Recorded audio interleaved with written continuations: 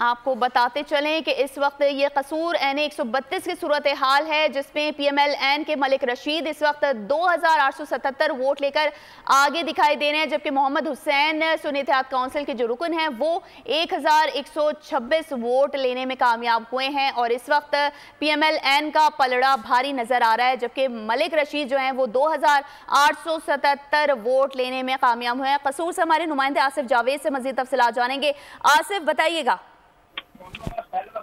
जी बिल्कुल, कसूर के अंदर 342 टोटल पोलिंग स्टेशन थे, जिनमें से अब तक गैर हतमी तकरीबन 10 पोलिंग स्टेशन का नतायज सामने आ चुके हैं, जिसमें मुस्लिम लीग नून के मलक रशीद अहमद खान 3475 वोट लेकर पहले नंबर पे हैं, और जबकि सुन्नी इत्तेहाद काउंसिल के सरदार मोहम्मद हुसैन डोगर 1285 वोट लेकर दूसरे नंबर पे हैं, जबकि तीसरे नंबर पे तहरीक लबैक के मोहम्मद शबीर हुसैन भट्टी हैं। और इस दफा ये चीज देखने में भी आ रही है कि पिछली बार की निस्बत जो वोट हैं काफी हद तक कम कास्ट हुए हैं। वजह थी कि मेजर वजह कुछ लोग गंदम की कटाई में मसरूफ थे, कुछ वैसे कारोबारी में मसरूफ थे। जी कसूर की ओवरऑल सिचुएशन के हवाले से आगाह कीजिएगा, अभी क्या समा देख रहे हैं आप कसूर में?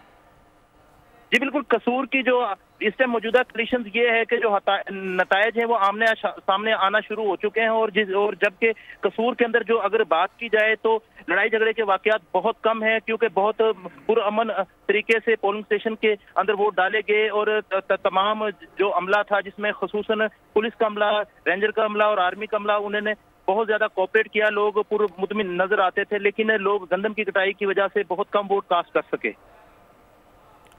ठीक है आसिफ जावेद, आपका बहुत शुक्रिया। सब्सक्राइब करें और बेल दबाएं ताकि कोई खबर रह न जाए।